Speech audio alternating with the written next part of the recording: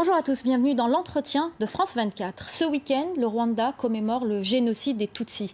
Il y a 24 ans, près d'1 million d'entre eux ont été massacrés en moins de 4 mois. Un génocide orchestré par l'administration Hutu après la mort de son président Juvenal Habyarimana dans un attentat contre son avion. Dans ce qui est considéré comme le dernier génocide du XXe siècle, le rôle de la France est souvent pointé du doigt, notamment à travers la très controversée opération Turquoise, une opération officiellement humanitaire. Notre invité aujourd'hui souhaite briser le silence autour de cette opération. Ancien officier de l'armée française déployé au Rwanda, il est l'auteur de Rwanda, la fin du silence. Guillaume Ancel, merci d'être avec nous. Vous avez, dans votre livre, raconté, presque minute par minute, ce que vous avez vécu dans le cadre de cette opération Turquoise au Rwanda. Quelle était votre mission initiale? Vous le dites très clairement, au départ, il ne s'agissait pas du tout d'humanitaire. Non. Dans cette intervention, dans laquelle il y a eu un aspect humanitaire, mais l'intention centrale était tout à fait différente. Elle était de remettre au pouvoir le gouvernement qu'on soutenait depuis 4 ans. Le seul problème, c'est que c'est ce pouvoir qui commettait le génocide. Voilà. Donc nous sommes entrés du côté des génocidaires. Et moi, ma première mission, qui était ma spécialité à l'époque, c'était de guider les frappes aériennes sur le terrain. Parce que pour que des frappes aériennes fonctionnent, il faut qu'en fait, il y ait une équipe très très proche des cibles. Et donc j'avais été intégré dans une unité de combat de la Légion étrangère.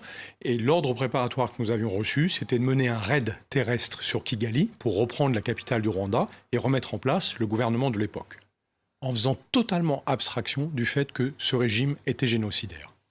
Et ça a changé au cours, en une semaine pratiquement.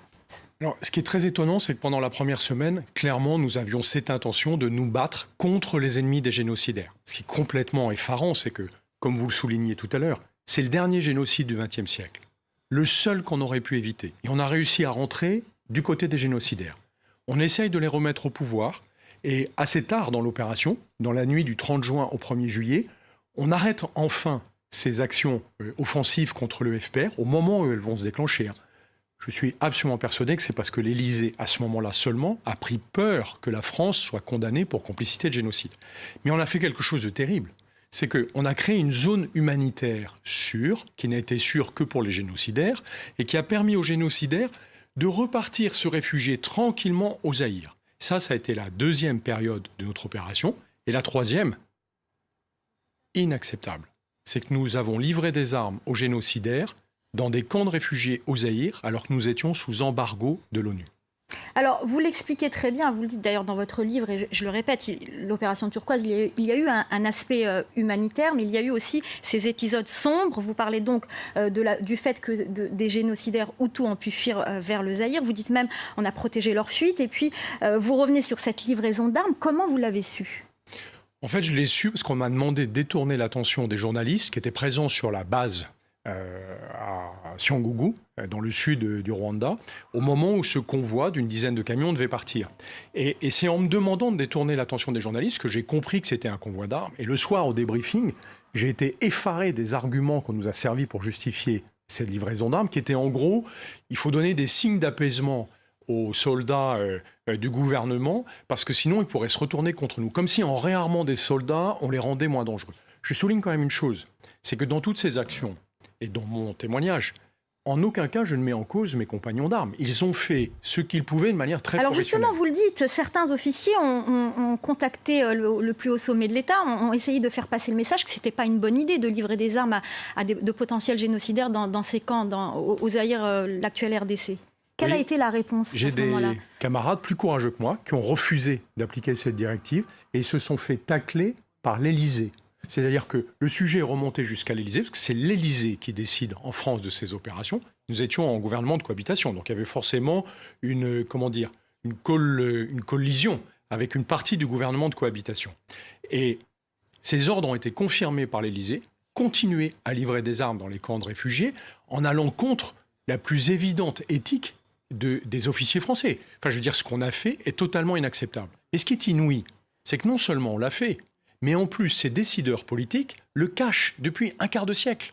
Donc ils s'autorisent à le refaire et surtout, ils évitent d'avoir le moindre compte à rendre sur le sujet, puisque nous n'avons pas le droit d'accéder aux archives d'une opération qui, je le rappelle, a été présentée comme humanitaire. Dans votre livre, vous revenez également sur la tragique histoire de Bicécéro. Bicécero est emblématique de l'intervention au Rwanda. Mes camarades des forces spéciales débarquent et sont en mission de reconnaissance.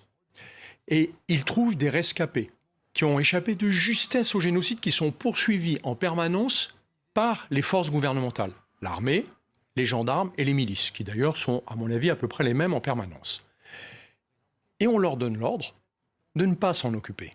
Parce que la vraie mission de Turquoise à ce moment-là, c'est uniquement de stopper les ennemis des génocidaires, le FPR.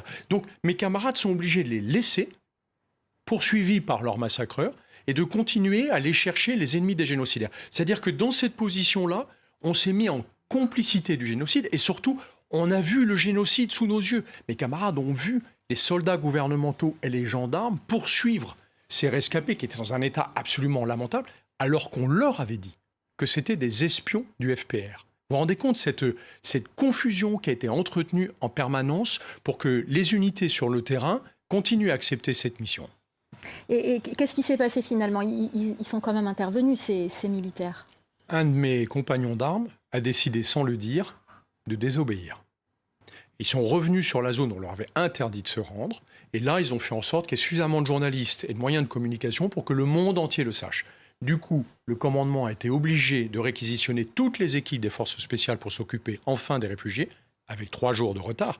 Mais ce qui est dramatique, c'est que l'unité de combat dans laquelle j'étais, qui aurait pu être mobilisée, puisqu'à ce moment-là, nous sommes à côté du PC des forces spéciales, nous sommes mobilisés dans la nuit du 30 juin au 1er juillet pour la mission principale, c'est-à-dire aller stopper le FPR. Et on nous envoie tendre une embuscade aux soldats du FPR et préparer des frappes aériennes, qui est mon job, parce que notre mission à ce moment-là, c'est de se battre contre les soldats du FPR qui, je le rappelle, sont juste les ennemis des génocidaires.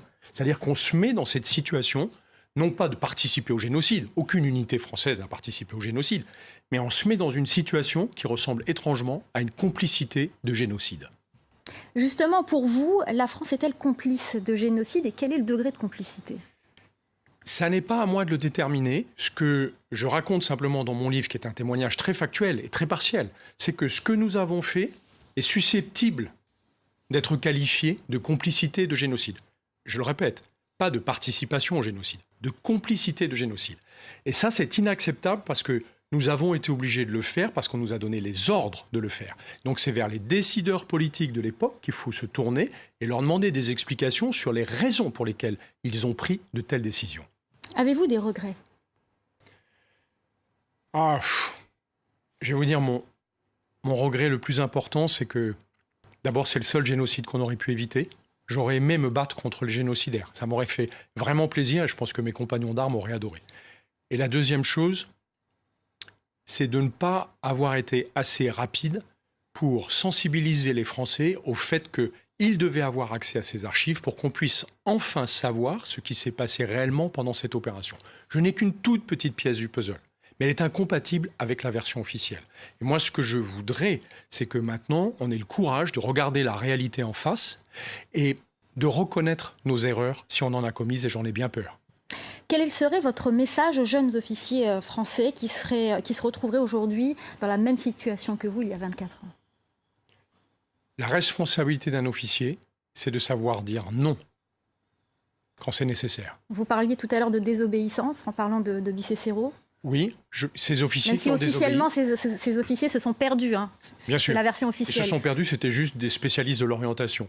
Au même titre que certains de mes camarades ont refusé d'obéir à la directive de livraison d'armes. Voilà, je pense qu'eux font honneur à l'armée française, mais encore une fois, ça n'est absolument pas un réquisitoire contre mes compagnons d'armes, c'est une interrogation démocratique sur ce qu'il s'est passé et sur la manière dont aujourd'hui en France, on contrôle les opérations menées au nom de la France, mais dont les Français n'ont pas à connaître. Qu'attendez-vous aujourd'hui du nouveau chef de l'État, Emmanuel Macron ? Je crois savoir que votre livre lui a été transmis. Qu'attendez-vous de lui aujourd'hui ? Ce que j'espère, ce que nous espérons tous, c'est qu'il aura le courage, parce qu'il faut énormément de courage pour le faire, d'ouvrir les archives et de laisser les Français juger par eux-mêmes de ce qui s'est passé dans une opération menée en leur nom. Ça nous permettrait aussi d'honorer la mémoire du million de victimes que nous n'avons pas su empêcher. Dernière question, vous avez dit dans une interview « Je ne suis pas un lanceur d'alerte, je suis un empêcheur de transgresser ». Oui, c'est vrai. Je n'aime pas qu'on me présente comme un transgresseur.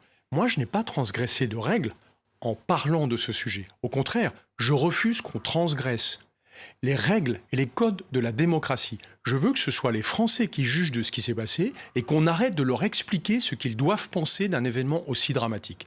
Et si j'ai écrit ce livre, c'est pour empêcher qu'on efface notre silence, qu'on efface notre mémoire grâce au silence. Vous évoquez aussi beaucoup la guerre d'Algérie. Il y a un lien évident avec la guerre d'Algérie. J'ai été formé par la génération qui a terminé la guerre d'Algérie et je me souviens que ils ont disparu sans jamais pouvoir partager la réalité de ce conflit ignoble. Ma génération ne partira pas comme cela. Elle a besoin de partager ses fantômes parce que ce sont des fantômes qui appartiennent à la société française.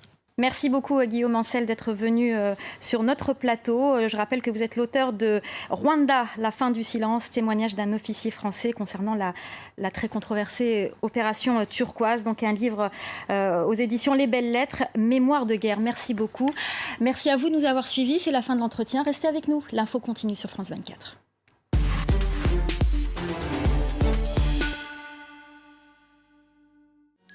Suivez la météo avec l'oreiller à mémoire de forme, testé et adopté par les 240 hôteliers Kyriade.